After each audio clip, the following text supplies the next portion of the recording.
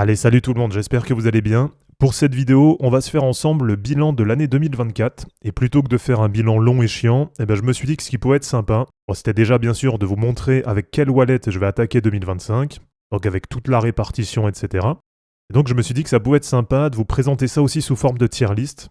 Et donc je vais vous classer mes tops et flops sur l'année 2024. Et à chaque fois, je vais vous dire ce que j'ai pensé de tel ou tel crypto sur l'année. Allez, avant de commencer cette vidéo les amis, comme d'habitude, pensez à vous abonner et à liker cette vidéo pour soutenir la chaîne. Et je vous invite aussi à cliquer sur le lien Linktree en description, puisque dans ce lien, vous allez retrouver tous mes réseaux, et notamment mon nouveau compte Twitter que je vous invite à suivre, puisque tous les jours, je partage dessus des charts et des analyses techniques pour compléter les vidéos.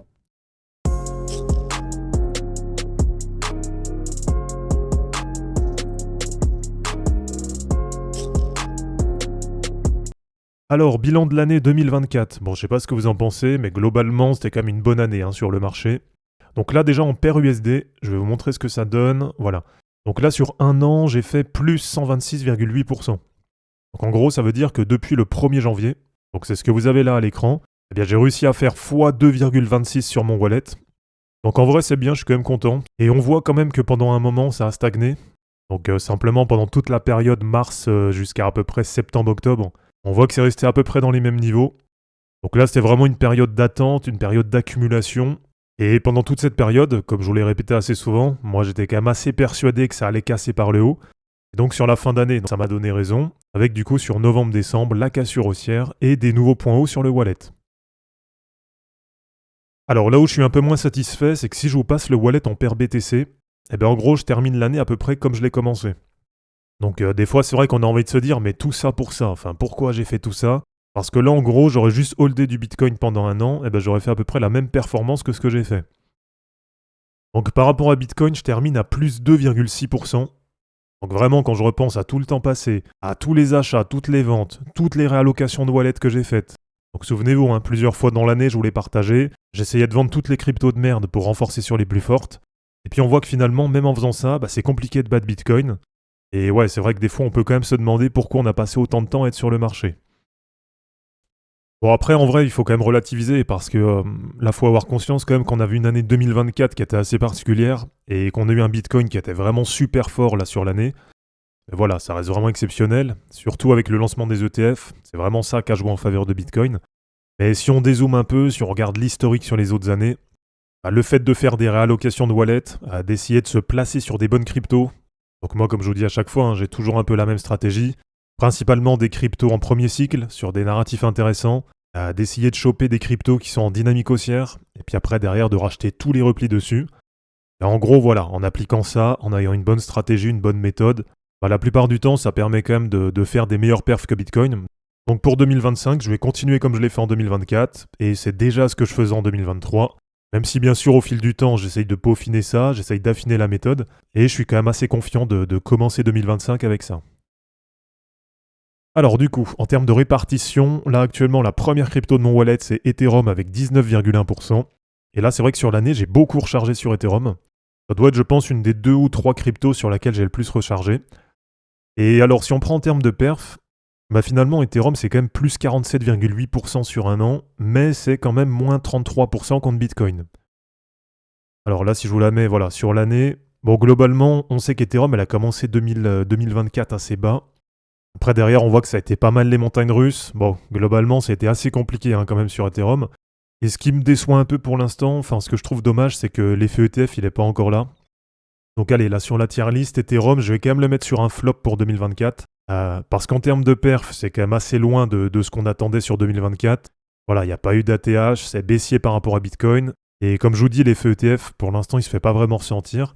Mais par contre, je suis quand même assez confiant pour 2025. Et je pense qu'un ETH dans les 8000 $, sans viser trop haut, mais c'est tout à fait possible pour 2025. Alors ensuite, pour continuer mon wallet, donc j'ai en deuxième position Kaspa avec 18,9%.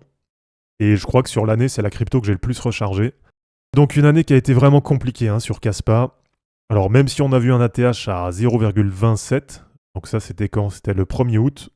Donc finalement quelques jours avant qu'on ait un bottom sur la plupart des cryptos. Et c'est vrai que c'est un peu le sentiment que j'ai eu là cette année, c'est que Kaspa elle évolue un peu de façon décorrélée par rapport au reste du marché. Et là quand on voit l'année de Kaspa, c'est pareil, on a envie de se dire tout ça pour ça.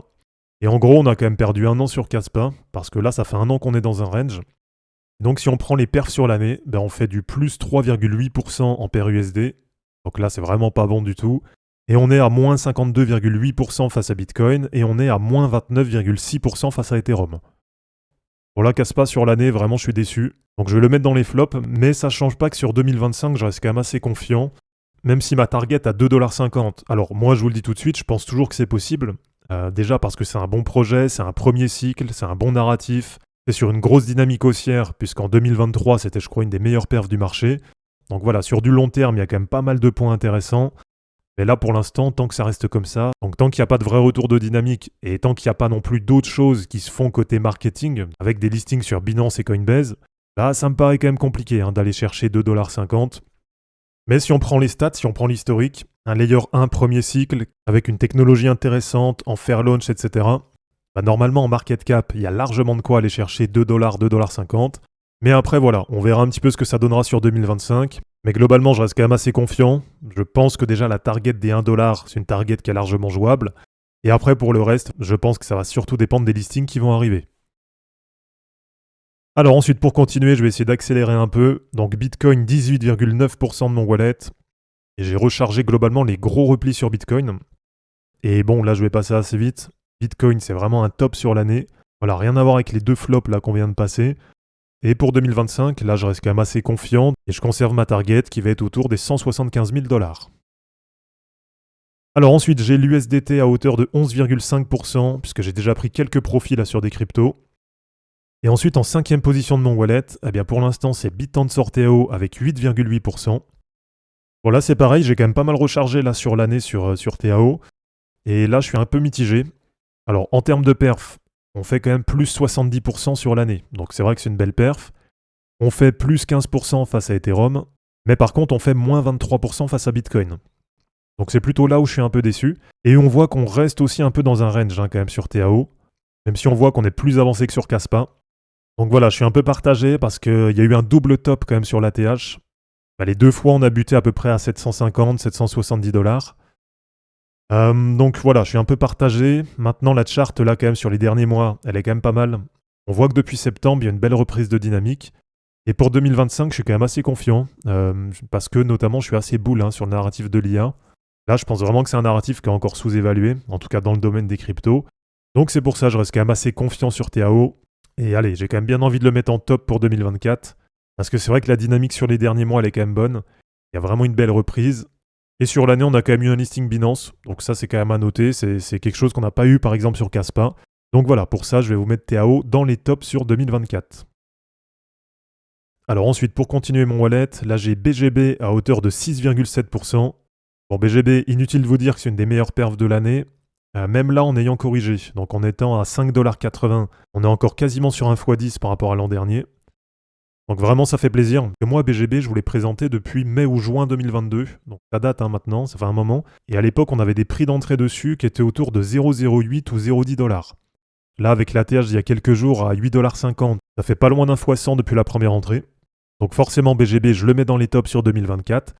Et là, ils ont annoncé plein de bonnes choses pour 2025, avec des burns de tokens, avec des rachats réguliers, etc. Donc normalement pour 2025, c'est pareil, je reste confiant, ça promet pas mal de belles choses sur BGB. Alors ensuite, pour continuer, j'ai du INJ à hauteur de 2,5%. Et là, sur l'année, ça fait du moins 44% per USD. Bon, franchement, je suis un peu déçu quand même de la perf d'INJ. Et face à Bitcoin, ça fait du moins 75%. Ouais, c'est vrai que quand on voit comme ça, c'est même un massacre en termes de perf. Donc ouais, franchement, un peu déçu de la perf d'INJ. Même si c'est pareil, pour 2025, moi je reste assez confiant. Là, vraiment toutes celles que j'ai en haut de mon wallet, toutes celles sur lesquelles j'ai rechargé, parce qu'INJ, ça fait aussi partie de celles que j'ai bien rechargées dans l'année. Là-dessus, je reste assez positif, assez confiant. Mais là, si je prends que sur l'année 2024, pour moi, INJ, c'est un flop. Et j'attendais vraiment beaucoup mieux en termes de performance. Alors ensuite, j'ai SUI à hauteur de 2,5%, sachant que j'ai déjà pris un premier TP sur SUI. Et là, bon, c'est un peu comme BGB, c'est vraiment une des meilleures perfs de l'année. Et moi, ce qui me fait plaisir, c'est que dessus, j'ai aussi un PRU qui est très bas. Donc vraiment, c'est top, parce que pendant qu'il y en a qui critiquaient, moi, je passais mon temps à accumuler. Parce que j'avais quand même le sentiment que c'était un projet qui pouvait perfer. Et donc forcément, je le mets dans les tops sur 2024. Et pour 2025, je reste assez positif, même si je pense quand même que la majeure partie de la perf est déjà faite. Et si ça arrive déjà à dépasser par exemple 10 ou 12 dollars, ça me paraîtra déjà pas mal. Alors ensuite pour continuer, j'ai du Supra à hauteur de 2% de mon wallet. Et bon là ça va aller assez vite puisque je viens de l'ajouter dans mon wallet. Et pour 2025, je suis vraiment super optimiste dessus. Et là je vous ai repartagé un tweet hier pour vous reparler encore de Supra. Donc là pour début 2025, à mon avis, attendez-vous à ce que je vous saoule un peu avec Supra. Un peu comme je l'ai fait, comme j'ai mis pour Kaspa, pour TAO en 2023. Un peu après là par exemple pour Sui, pour Kanxium notamment qui avait fait des belles perfs en début d'année. Donc là maintenant je suis parti sur Supra, donc attendez-vous à ce que je vous saoule un peu avec celle-là. Et pour 2025 j'ai vraiment un bon ressenti, je pense vraiment que ça peut performer. Et pour le débrief 2024, comme c'est une crypto qui vient de sortir, du coup je vous la mets dans les neutres. Alors ensuite j'ai du Arbitrum à hauteur de 1,7%, et c'est vrai que c'est une perf qui est pas top, parce que ça fait du moins 52% sur l'année. Donc allez, là je vais passer assez vite, Arbitrum je le mets quand même dans les flops, et je suis quand même assez déçu des perfs. Parce que si on regarde les chiffres, eh bien avec Base, ça reste les deux meilleurs layer 2. Donc forcément, côté performance, côté prix, j'en attends plus du côté d'Arbitrum. Ensuite, j'ai Alephium à hauteur de 1,6%. Et là, je suis vraiment super déçu de la perf d'Alephium. Et ça, je voulais partager plusieurs fois. J'envisage même de vendre, pourquoi pas, mes Alephium. Même si c'est vrai que sur l'année, ça fait plus 45%. Mais par contre, ça reste quand même baissier face à Bitcoin, moins 34%. Et en gros, ce qu'il y a, c'est que ça avait commencé l'année vraiment bas. Mais si on prend par exemple depuis le 9 janvier, donc si j'avais fait la vidéo par exemple une semaine plus tard, là en termes de perf, on serait sur du moins 50% sur l'année. Donc franchement, je suis déçu parce que sur début 2024, ça partait bien. Et on voit que derrière, il y a quand même un manque de dynamique, ça a du mal à reprendre. Et puis côté communication, il y a quand même pas mal de choses qui me déplaisent autour du projet. Donc voilà, franchement, Alephium, c'est une crypto que j'envisage de vendre. Voilà, pour l'instant, je suis pas encore décidé, mais à mon avis, ça va se faire bientôt. Et probablement que si je le fais, je vais peut-être mettre la moitié sur Supra et l'autre partie, l'autre moitié, pour essayer quand même de sécuriser un peu. À mon avis, ça va dépendre des points d'entrée, mais je la mettrai soit sur Bitcoin, soit sur Ethereum. Donc Alephium, je la mets dans les flops sur l'année 2024. Et bon, de toute façon, vous allez voir, mais quand vous faites vos investissements crypto, en général, c'est un Pareto qui se fait. Donc c'est en gros 20% de vos cryptos qui vous font 80% de la perf. Et vous avez 80% des cryptos qui font 20% de la perf, voire même qui vous font des pertes parfois. Donc en gros, si vous faites pareil sur votre wallet, soyez pas étonné de voir beaucoup plus de flops que de tops. Et après, le plus important, c'est simplement d'essayer d'être bien exposé aux cryptos qui sont dans les tops, et de régulièrement faire des réallocations de wallet, et voir pourquoi pas vendre les cryptos qui sont dans les flops pour renforcer celles qui sont dans les tops. Alors ensuite, pour continuer, j'ai Chainlink à hauteur de 1,6%, et Chainlink, ça nous fait du plus 35% sur l'année. Bon là, globalement, je suis quand même assez surpris de la perf. Moi, je pensais vraiment que Chainlink, ça allait rester à râler pas crête, que ça allait rester super bas toute l'année. Mais finalement, ça a remonté un petit peu. Donc bon, je vais pas non plus le mettre dans les tops, c'est pas non plus une perf incroyable. Mais j'ai bien envie de le mettre dans les neutres, puisque j'ai quand même été relativement agréablement, on va dire, surpris de la perf de Chainlink. Et ensuite, j'ai Cubic à hauteur de 1,5%. Bon, là, Cubic, je sais pas trop quoi en penser, parce que c'est un peu comme Alephium. C'est super bien parti en début d'année, et puis on voit que derrière, ça a du mal à se reprendre. Même si sur fin novembre, début décembre, ça se reprend un petit peu. Voilà, c'est pas encore incroyable, mais il y a quand même un retour, et notamment du côté des volumes. On voit qu'il y a des volumes qui ont bien explosé. Donc bon, sur l'année, je pensais quand même que ça donnerait mieux que ça. À voir sur 2025, franchement, moi je reste assez confiant dessus. Voilà, le mec qui est aux manettes, il connaît les cryptos, c'est pas le premier projet qu'il lance. Et les autres projets qu'il avait avant, il a su les mettre dans le top 10. Mais sur le bilan 2024, Cubic, je la mets dans les flops parce que j'attendais quand même beaucoup mieux en termes de perf. Alors ensuite, j'ai du Kanxium à hauteur de 1%. Et là, sur l'année, ça fait du plus 18,2%. Bon, ça a été vraiment les montagnes russes, là, sur 2024. Donc moi, j'étais rentré dessus, c'était quand? C'était en novembre 2023, souvenez-vous, de mémoire. J'étais rentré autour d'1,40$. Derrière, on a fait 1,40$, 20$, et on a fait 20$, 1$. Donc voilà, aujourd'hui je suis toujours en positif dessus, mais bien sûr beaucoup moins que ce que c'était en début d'année. Donc sûrement que là, vers février-mars, j'étais un peu trop greedy, ça c'est vrai, mais bon, comme je vous dis, en même temps, il n'y avait que des signaux positifs, donc il n'y avait pas forcément de raison non plus d'être baissier dessus. Et maintenant, franchement, pour 2025, j'en attends plus rien. Enfin, j'attends pas forcément qu'on revienne à la TH, mais je reste quand même exposé dessus, parce que ça reste du low cap, parce qu'il y a encore une bonne communauté quand même autour. Il y a toujours des mecs qui sont investis, qui croient au projet, voilà, qui ont envie que ça perce. Donc même si j'attends plus forcément un ATH, je pense que là les 2$, ça reste un point qui est assez bas. Je pense que ça pourra aller plus haut sur 2025. Et sur l'année, j'ai quand même envie de le mettre en neutre, parce qu'en début d'année, on a quand même fait 1$, 20$. Il y a eu quand même des listings qui étaient intéressants, ça partait pas mal. Et voilà, même si ça finit moins bien, mais je peux pas le mettre non plus dans les flops, parce que ça a vraiment été une crypto qui a super bien performé en début d'année. Alors ensuite, je vais essayer de passer assez vite puisqu'il me reste vraiment que des toutes petites positions. Donc Chlor.ai 0,4% et qui nous fait un moins 35% sur l'année. Et je vais quand même le mettre dans les flops, parce que je pensais vraiment que sur 2024, ça ferait une meilleure perf.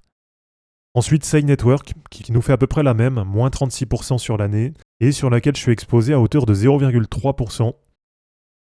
Bon, Sei, je vais la mettre plutôt dans les neutres, parce que dans tous les cas, c'est pas une crypto sur laquelle j'attendais grand chose, parce qu'aussi j'ai plusieurs fois pensé à la vendre, notamment pour renforcer Sui.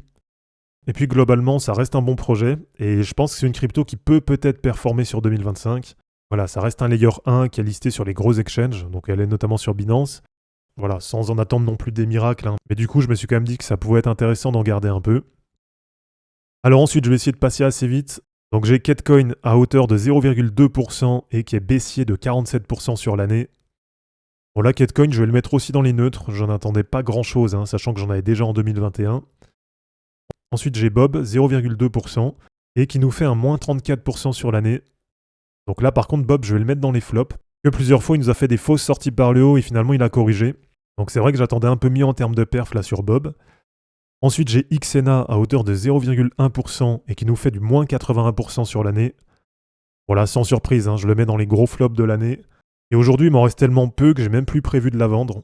Donc je la garde comme ça en fond de bague, mais franchement, j'en attends plus rien. Alors après, j'ai RIO à hauteur de 0,1%. Bon là, je vais le mettre dans les neutres parce que de toute façon, c'est pas un projet qui m'intéresse plus que ça. Et j'en avais pris un petit peu pour être exposé au RWA. Mais voyez que j'en ai vraiment pas beaucoup, hein. Et les RWA, c'est pas un secteur qui m'intéresse, donc du coup j'ai jamais rechargé sur RIO, et c'est vrai que je suis pas plus que ça le projet. Et alors ensuite pour terminer, il va me rester CWIF à hauteur de 0,1%, et là je vais le mettre dans les flops, même si ça restait un pari, ça reste un meme coin qui est hyper low cap, et je m'y étais très peu exposé, j'en attendais pas grand chose. Mais voilà, la perf elle est quand même pas super là pour l'instant. Space, moins 95% sur l'année, bon là forcément je vous la mets dans les flops de l'année. Et là, c'est un peu comme Xena, je la garde, mais ça me sert plus du tout à rien, j'attends plus rien. Ensuite, Jinan, 0,1% aussi. Bon, là, ça va être comme pour ces WIF, hein, ça va aller dans les flops, mais ça reste un pari, ça reste du même coin chat qui est hyper low cap. Et peut-être que sur 2025, ça va donner quelque chose. Mais voilà, pour l'instant, même si ça restait un pari, ça n'a pas performé comme je l'attendais. Et il va me rester du coup deux cryptos. Donc il va me rester Abelian, sur laquelle j'ai moins de 0,1%, et qui a pris un moins 92% sur l'année. Donc bon, là, ça va aussi dans les flops. Même si le projet, c'est un projet qui me plaît bien. Donc c'est un projet de crypto, de blockchain résistante aux ordinateurs quantiques. Voilà, je vous l'ai déjà partagé plusieurs fois. Je pense que c'est un projet qui est intéressant, mais qui est peut-être un peu trop novateur, qui est peut-être arrivé trop tôt. Donc là, forcément, si on regarde que la perf, c'est catastrophique, hein, c'est un flop complet sur 2024. Mais par contre, je pense que dans quelques années, tout ce qui est quantum résistant comme ça va donner quelque chose. Et donc pour finir, il me reste du BNB, ça c'est juste pour payer les frais de transaction, donc je ne vais pas vous le classer. Et il me reste Dalma. Alors là, la perf, c'est pas la bonne, puisque Dalma s'est passé maintenant en KRC20, donc c'est passé sur la blockchain de Kaspa. Et bon, pour l'instant, en termes de perf, il n'y a pas plus de traction que ça sur les KRC20, donc sur les mêmes coins Kaspa. Mais c'est pas non plus un flop, parce qu'il n'y a pas énormément de volume, donc en termes de prix, ça arrive à se tenir. Et donc pour terminer, Dalma, je vais le mettre du coup dans les neutres. Donc voilà les amis, c'est terminé pour cette vidéo sur le bilan de l'année 2024. J'espère en tout cas que ça vous aura plu.